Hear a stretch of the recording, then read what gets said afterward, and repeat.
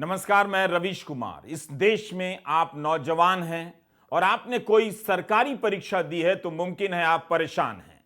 सरकारी परीक्षा व्यवस्था फेल हो चुकी है। जो खुद फेल हो चुकी है वो दूसरों को क्या पास कराएगी। भारत के तमाम राज्यों में सरकारी परीक्षाओं की जाल में फंसे युवा आपको मिल जाएंगे। सरकारी परीक्षा का फॉर्म भरते ही नौजवानों के जीवन में कुछ बदलाव आते हैं। वे धरना प्रदर्शन करना सीख जाते हैं, पुलिस की लाठी सहने लग जाते हैं, अपनी जेब से बचे खुचे पैसे निकालकर वकीलों को देना सीख जाते हैं। आजकल अपना वीडियो भी बनाना सीख गए हैं ताकि आपस में एक दूसरे को भेजते रहें।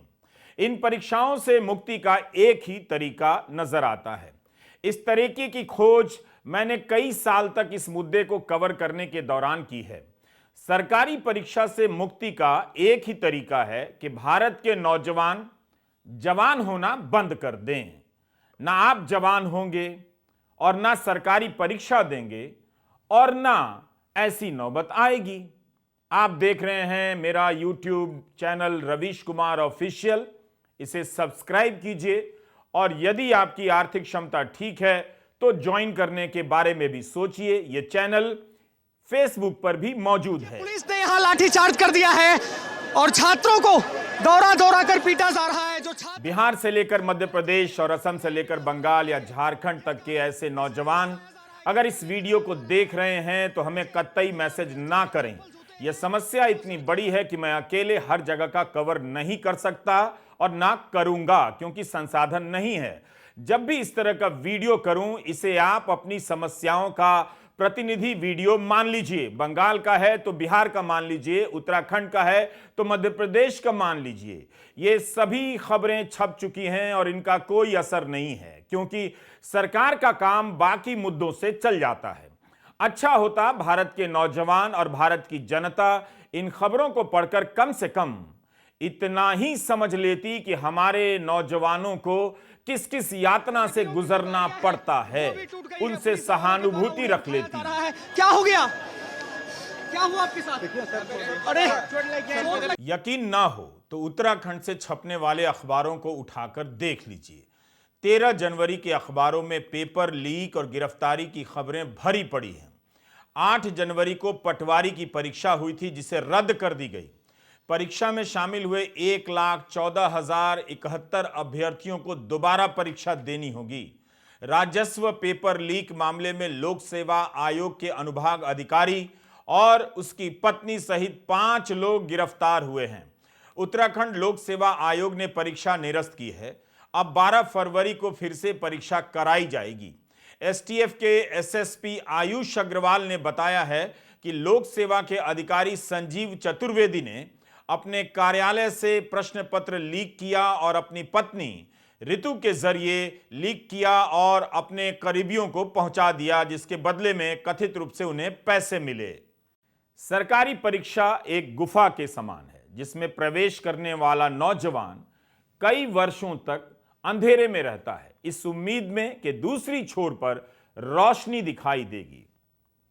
सरकारी परीक्षा देने वाले युवाओं में किस किस तरह के लोकतांत्रिक गुणों का विकास होता है, इस पर एक रिसर्च किया है।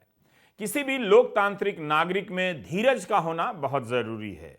सरकारी परीक्षा का फॉर्म भरते ही नौजवानों के भीतर धीरज का प्रवेश होता है। कई महीनों तक वे परीक्षा की तारीख का ही इंतजार करते रहते हैं। परीक्षा कैंसिल होती है तो अगली तारीख का इंतजार करते रहते हैं। जंतर मंतर जाएंगे, मुर्दाबाद, सीएस बरतौलिया मुर्दाबाद। इसके बाद अगला गुण विकसित होता है धरना प्रदर्शन का। जैसे ही आप सरकारी परीक्षा देते हैं, आप धरना प्रदर्शन के लायक बन जाते हैं। आप सड़क पर तंबू लगाकर बैठ जाते हैं और रात खुले आसमान के नीचे गुजारते हैं। अपनी परीक्षा को लेकर नारे लिखने और लगाने का गुण भी विकसित हो जाता है। बहुत कम ऐसा होता है कि नौजवान मौलिक नारे लिख पाते हैं। दरअसल सरकार का सिस्टम एक ही तरह से सभी राज्यों के सभी वर्ग के नागरिकों को परेशान करता है, इसलिए उससे इंसाफ की मांग की भाषा भी एक ही तरह की हो गई है। सरकारी परीक्षा देने वाला युवा पुलिस की लाठी के प्रति सजग हो जाता है, सहनशील हो जाता है, लाठी खाता भी है और पुलिस की लाठी से बचने के लिए दौड़ने भागने का अभ्यास भी हो जाता है, पुलिस से संवाद करना भी सीख लेता है। अगर किस्मत अच्छी है तो किसी परीक्षा के सताए नौजवानों को मंत्री या अधिकारी से मिलने का सौभाग्य प्राप्त हो जाता है। फिर ये नौजवान लोकतंत्र में प्रेस की भूमिका को समझने निकल पड़ते हैं, पत्रकारों की तलाश करते हैं, उन्हें ट्विटर पर खोजते हैं, वहां मैसेज करते हैं, फिर उनका नंबर निकालकर व्हाट्सएप करते हैं जैसे मुझे करते हैं। तो एक सरकारी परीक्षा का फॉर्म भरने से नौजवानों को लोकतंत्र के तमाम हिस्सेदारों से मेलजोल और संवाद करने का अनुभव शुरू हो जाता है, उनमें लोकतांत्रिक गुणों का विकास होने लग जाता है। और आपकी जो इमेज पूरे इंडिया में बनाना 2024 में चाहते हैं ना, उस इमेज को हम यहीं पे धराशायी ना कर दे तो हम नहीं बंद होगा। अभी अभी आपने जो वीडियो देखा धरना प्रदर्शन का, वो उत्तराखंड का है, मगर ऐसा ही वीडियो आपको इसमें दिखेगा बिहार से लेकर मध्य प्रदेश तक का। वन दारोगा की परीक्षा के सताए नौजवान कई दिनों से धरना प्रदर्शन कर रहे हैं देहरादून में। दिसंबर 2019 में वन दारोगा की परीक्षा की अधिसूचना जारी होती है, परीक्षा होती है और 3 साल बाद दिसंबर 2022 में इस परीक्षा को निरस्त कर दिया जाता है, रद्द कर दिया जाता है। नौजवानों की जवानी के 3 साल निकल गए। सरकारी परीक्षा आपके बच्चों के साथ क्या करती है, खासकर एनआरआई अंकिलों को जरूर सुनाइए। काश ऐसा सिस्टम यूरोप में होता, लंदन में होता, स्विट्जरलैंड में होता और अमेरिका में होता, तो आज कोई भारतीय वहां नहीं रहता, सब भागकर यहीं आ जाते कि जब मरना ही है तो अपने देश में ही मरते हैं। आप इन युवाओं की तकलीफ को सुनेंगे तो अच्छा लगेगा। न्यूयॉर्क के टाइम्स स्क्वायर में भारतीय लोगों को बुलाकर इस वीडियो को चलाइए तो और भी अच्छा लगेगा। ध्यान से मगर इनकी बातों को सुनिएगा। मैं वन दरोगा में चयनित अभ्यर्थी हूँ। वन दरोगा का नोटिफिकेशन 2019 दिसंबर माह में रिलीज हुआ था, जिसकी परीक्षा 2021 जुलाई में कराई गई थी और इसका परिणाम जो है वो जनवरी 8, 2022 को आया और अब आता है, और जिसकी फिजिकल परीक्षा जून के माह 2022 में हुई थी। अब आता है कि दिसंबर 30 तारीख 2022 को कि यह परीक्षा निरस्त कर दी गई है। हमें कोई आधार नहीं बताया गया है। हमारी आप सबसे जो भी ये वीडियो देख रहा है उससे यही मांग है कि हमारी जो भर्ती निरस्त की गई है उसके हमें आधार बताए जाए। जो पूर्व चेयरमैन हैं UKSSC के एस राजू जी, वो हमें कहते हैं कि सेग्रीगेशन पॉसिबल हो सकता है क्योंकि हमारी भर्ती ऑनलाइन माध्यम से की गई थी। STF कहती है कि जांच अभी पूरी नहीं हुई है। हमारी इस पोस्ट में 316 पद थे, जिसमें से 620 को फिजिकल के लिए बुलाया गया था दुगने। जो संदिग्ध थे 8 लोग, उनका रिजल्ट में नाम नहीं आया था। अब जो 316 की जांच होनी है या 620 की जो भी जांच होनी है, उसमें जो भी पाया जा रहा है, आयोग कहता है कि 122 लोग पाए गए हैं। अब मेरा कहना यह है कि जो 122 लोग आए गए हैं, पहले तो उनका नाम सार्वजनिक किया जाए। दूसरी बात, अगर कोई पाया भी गया है संदिग्ध, तो हमारे पास ऑप्शन है कि हम 620 में से उनकी छटनी कर सकते हैं और लोगों को मौका मिल सकता है, क्योंकि 316 पद है हमारे पास। तो मेरी मांग बस यही है कि जो भी हमारे वैलिड पॉइंट्स हैं उनको संज्ञान में लेते हुए हमारी भर्ती की पे पुनर्विचार किया जाए, जो कि निरस्त करना बिल्कुल भी कोई ऑप्शन नहीं है, और हमें आधार बताए जाए जो भी इनके अंदर की बात होती है। क्योंकि जो ये निर्णय लिया गया, ये प्रेस रिलीज हुई थी 30 दिसंबर 2022 को, जिसके कोई बेसिस पॉइंट्स हमें नहीं बताए गए। STF कहता है कि अभी जांच पूरी नहीं हुई है। तो बस मेरा मानना यही है, और हम सब लोग जो चयनित हो रखे हैं, जो सही माध्यमों से निकले हैं, उन सब का मानना यही है कि हमें आधार बताए जाए कि किस बेसिस पे हमारी भर्ती को निरस्त किया गया है। और बस ये कहना चाहती हूँ कि इसको पुनर्विचार किया जाए। धन्यवाद। मूल बात है कि 2019 में परीक्षा की अधिसूचना जारी होती है और परीक्षा होती भी है। नतीजे आते हैं, फिर धांधली का आरोप लगता है और परीक्षा निरस्त कर दी जाती है। युवाओं की जिंदगी के 3 साल निकल जाते हैं। सरकार में बैठे किसी की सेहत पर कोई असर नहीं पड़ता है। जांच, कोर्ट, कैंसिल, वकील, धरना प्रदर्शन में इनकी परीक्षा फंसकर रह जाती है। दरअसल हम इन युवाओं को केवल धरना प्रदर्शन करते हुए देखते हैं, उनके जीवन में झांक कर नहीं देखते कि आ कहां से रहे हैं, इनके सपने क्या हैं, इनके पिता क्या करते हैं, इनकी मां क्या करती हैं, किन मुश्किलों का सामना करते हुए ये स्कूल कॉलेज गए और अब इस परीक्षा तक पहुंचे हैं। क्योंकि आप छोटे वीडियो देखने लगे हैं, शॉर्ट वीडियो देखने लगे हैं, रील्स देखने लगे हैं। आपको बीमार किया जा रहा है। सरकार और तकनीकी यही चाहती है कि आप कुछ भी ठहर कर ना देखें, आप में देखने और समझने की चेतना का विकास ही ना हो। जल्दी जल्दी वीडियो देखने से हालात नहीं बदल जाते हैं। तो यह वीडियो लंबा है और आप इसे पूरा देखिए तो बात समझ में आएगी। मैं उत्तराखंड के एक छोटे से गांव की लड़की हूँ और मैं एक निर्धन परिवार से आती हूँ। सर, 2019 में जब से उत्तराखंड वन दरोगा की विज्ञप्ति आई थी, मैंने तभी से बहुत मेहनत से सेल्फ स्टडी करना स्टार्ट कर दिया, क्योंकि मेरी आर्थिक स्थिति ऐसी नहीं थी कि मैं तैयारी कर सकूं, किसी कोचिंग ले सकूं। मैंने घर पर रह के ही उसी दिन से दिन रात एक कर दिया कि मुझे जॉब करनी है। उसके बाद में 2020 में एग्ज़ाम नहीं होता है कोविड को लेके, 2021 में एग्ज़ाम होता है। 2021 में हमने एग्ज़ाम दिया है, ठीक 6 महीने बाद इसका रिज़ल्ट निकल के आता है जनवरी 2022 में, और उसके भी ठीक 6 महीने बाद जून की तपती गर्मी और उमस में हमारा फिज़िकल होता है 25 किलोमीटर, जिसके लिए हमने 5-6 महीने लगातार प्रैक्टिस की होती है। सर, उसके बाद ठीक 6 महीने बाद 30 दिसंबर को कहा जाता है कि तुम्हारा एग्ज़ाम कैंसिल हो गया, वो भी संशय के आधार पे, बिना किसी रीज़न दिए, बिना किसी को एसटीएफ की अभी जांच चल रही है, बिना किसी को गिरफ्तार किए। और जो भी गलत है, अगर इस एग्ज़ाम में मैंने मान लिया, पहली बात तो मेरिट में कोई ऐसा एक भी स्टूडेंट ऐसा नहीं है जिससे एसटीएफ ने पूछताछ की है या जिसको एसटीएफ ने पकड़ा है। अभी एसटीएफ की जांच इनिशियल स्टेज पे ही थी कि बोल देते हैं कि तुम्हारी भर्ती रद्द और तुम्हारा री एग्ज़ाम होगा, और ठीक 2 महीने बाद री एग्ज़ाम होगा। सर, आप, हमारी स्थिति जो 4 साल पहले थी, क्या आज वो स्थिति है ठीक आज?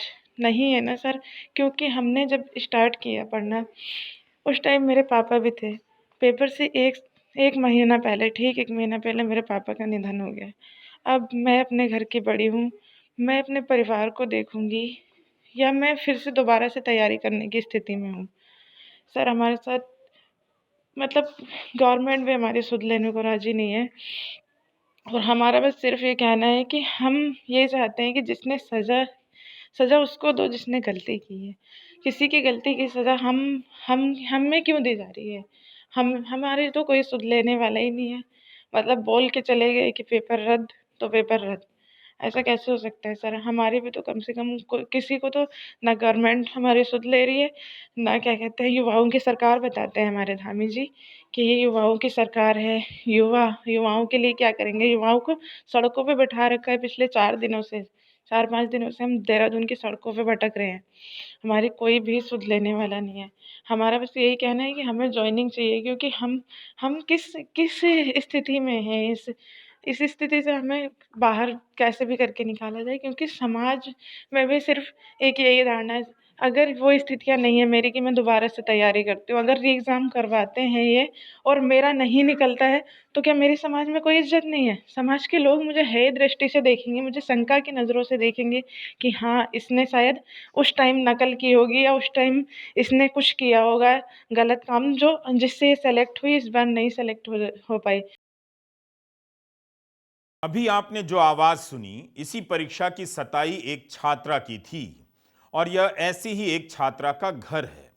हम आवाज के साथ ऐसी किसी छात्रा का घर दिखाना चाहते हैं ताकि आप देख सकें कि 2047 में जिस भारत की अर्थव्यवस्था 30 से लेकर 40 ट्रिलियन डॉलर की होने वाली है, उस भारत की एक लड़की 2023 में किस तरह के घरों में रहती है, उसकी मेज और बिस्तर पर किस तरह की किताबें रखी हुई हैं। प्रतियोगिता की यही उपयोगिता है कि गाइड बुक का बाजार चलता रहे और छात्रों का जीवन बर्बाद होता रहे। सरकार से निवेदन करना चाहती हूँ, क्योंकि हर भाषण में हमारे देश के प्रधानमंत्री और हमारे राज्य के सीएम पुष्कर सिंह धामी जी हर बात में कहते हैं कि भ्रष्टाचार नहीं होगा, कुछ गलत नहीं होगा, युवाओं के साथ सही होगा, मेहनतियों के साथ सही होगा। इतने पर भी अगर सब कुछ सही नहीं होता है ना, तो हम भी हमेशा के लिए इनके साथ न्याय करेंगे। 2024 भी है, 2027 भी है, हमेशा के लिए इनके साथ न्याय करेंगे। जिस तरह से इन्होंने हमारे साथ किया है, हमारा गला काटा है, हमारे मेहनत की लूट की है। 4-4 साल आसान नहीं होता है। एक बार इन्हें बैठा के देखो एग्ज़ाम में। और तो और अगर आयोग के अध्यक्ष जीएस मार्तोलिया जी हैं, आज उनसे कहिए कि वो अपना पीसीएस का एग्ज़ाम आज की डेट में निकाल के दिखाएँ। 4 साल में बहुत कुछ बदल जाता है।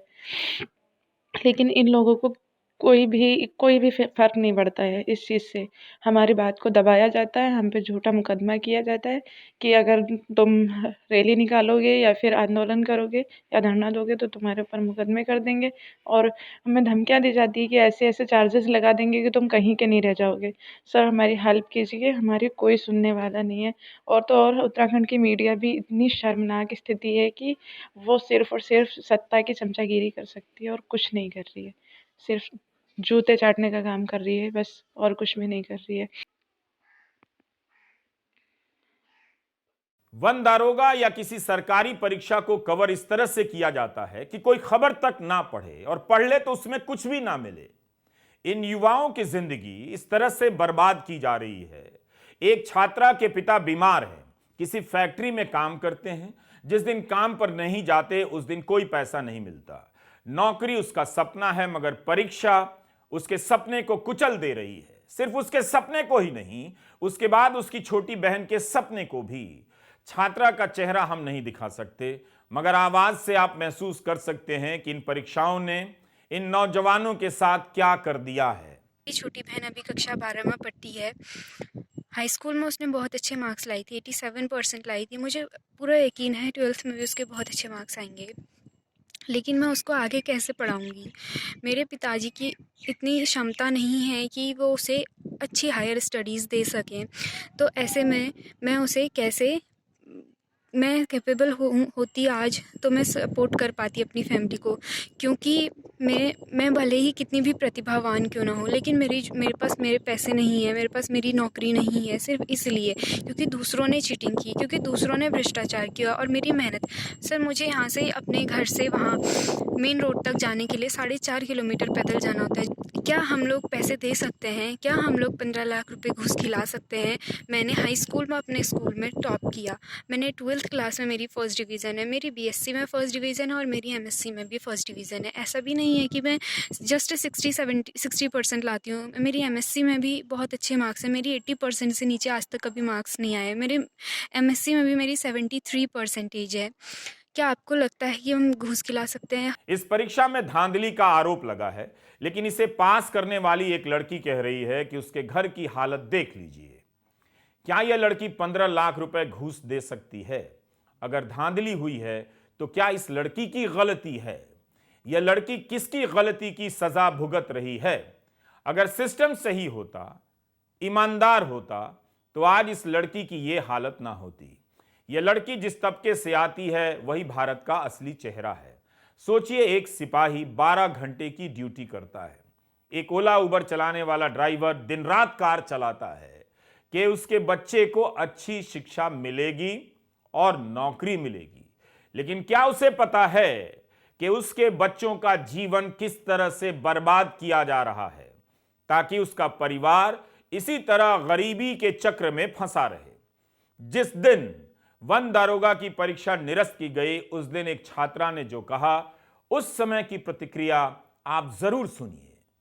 हमारा आज ही निरस्त का निर्णय लिया गया है, ये यूपीएससी के द्वारा डिसीजन जिसे ये कह रहे हैं। हम आज रात भर यहाँ से नहीं उठने वाले हैं। हम या तो ये डिसीजन पलटेंगे या तो फिर कोई ना कोई तो दुर्गति ये देखेंगे, दुर्घटना कुछ ना कुछ होगी और सबसे पहले यही लोग फंसेंगे, यही लोग इसके कारण इसके जिम्मेदार माने जाएंगे। हम लोग आज रात, ये आप देख सकते हैं कितना ठंडा हो रहा है, देहरादून में कितना ठंड पड़ रही है, कोल्ड वेव चल रही है, और हम लोग यहाँ से उठने वाले नहीं हैं। चाहे कुछ हो जाए, बर्फ़ पड़ जाए, चाहे कुछ आ जाए, कोई भी हमें यहाँ से हटा नहीं सकता है। लेकिन अचानक से हमें आज सुबह न्यूज़ मिलती है कि तुम लोगों का भर्ती भी निरस्त कर दी गई है। सर, एकदम बेसलेस ये जो इन्होंने तर्क यहाँ पर दिया है, ये बिल्कुल ही निराधार है।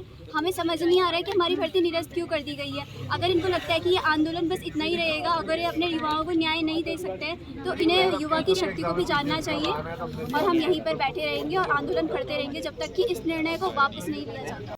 अखबारों में इस परीक्षा से संबंधित तमाम खबरें छपी हैं। पिछले सितंबर की एक खबर में मुख्यमंत्री धामी का बयान छपा है कि दोषी को छोड़ा नहीं जाएगा और ईमानदारों के साथ न्याय नहीं होगा। लेकिन दिसंबर 2022 में परीक्षा निरस्त कर दी जाती है, रद्द हो जाती है। अब जब यह परीक्षा फिर से होगी तो जिन छात्रों ने चोरी नहीं की, ईमानदारी से दी, उनके साथ न्याय किस तरह से होगा? क्यों उन्हें दोबारा परीक्षा देने की नौबत आई है? क्या इन सभी नौजवानों की गलती थी? एक परीक्षा 3 साल में पूरी नहीं हो सकती इस देश में? 2019 से 2022 आ जाता है और परीक्षा होकर कैंसिल होती है। क्या इससे किसी को फर्क नहीं पड़ेगा? यही वो खबरें हैं जिसे लेकर आम लोगों को सचेत होना है। खबरों को देखने का तरीका बदलना है। गोदी मीडिया के चैनलों को देखने की आदत आपको बदलनी है, छोड़नी है। एक तरफ आपके बच्चों का गला घोंटा जा रहा है, दूसरी तरफ आपको चीन और जापान की खबरें दिखाने का सपना बेचा जा रहा है। बेहतर है आप इसे आज ही समझ लें और रवीश कुमार ऑफिशियल देखते चलें। जंतर मंतर जाएंगे, ससुराल मुर्दाबाद, सीएस बरतालिया मुर्दाबाद,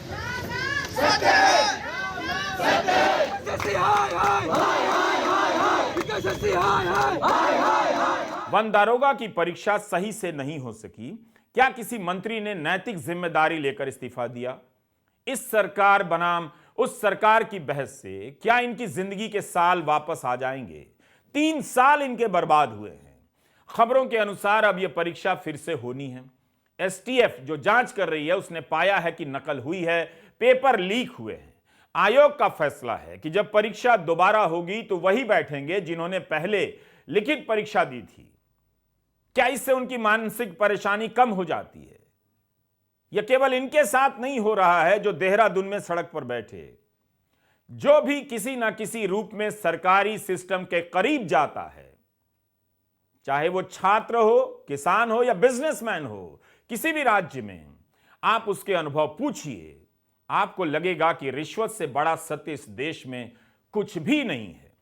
जो जहां जिस कुर्सी पर है उसके आधार पर वसूलने से डरता भी नहीं। वसूली के अलग अलग तंत्र बन गए हैं। रिश्वत और अपने आदमी को सेट कर देना यहां की नैतिकता हो गई है। यहां के समाज में दलाली करने पर किसी तरह का नैतिक संकट नहीं होता है। आप दलालों की गाड़ियां देखिए, उनके कपड़े देखिए, उनके घर देखिए, जिन महफिलों में जाते हैं उनका स्वागत देखिए। उनकी सामाजिक प्रतिष्ठा में, राजनीतिक प्रतिष्ठा में आपको कोई कमी नजर नहीं आएगी। उनके पास सब कुछ है। वो इस सिस्टम में तोड़ निकालने के हुनर रखते हैं। तो इस समाज में जहां अदालत के फैसले से लेकर सरकार के आदेश तक में संदेह की पर्याप्त गुंजाइशें मिल जाती हैं, वहां यह मान लेना कि सरकारी परीक्षाएं दोष मुक्त हो जाएंगी असंभव है। लेकिन मुद्दे उठाने पड़ेंगे और प्रयास करते रहने पड़ेंगे। आप देख रहे थे रवीश कुमार ऑफिशियल। सब्सक्राइब करते रहिए और ज्वाइन तभी करिए जब आप सक्षम हों। इसका कोई दबाव ना लें। हमें जरूरत तो है, लेकिन आपकी जरूरत का भी ख्याल है। नमस्कार, मैं रवीश कुमार।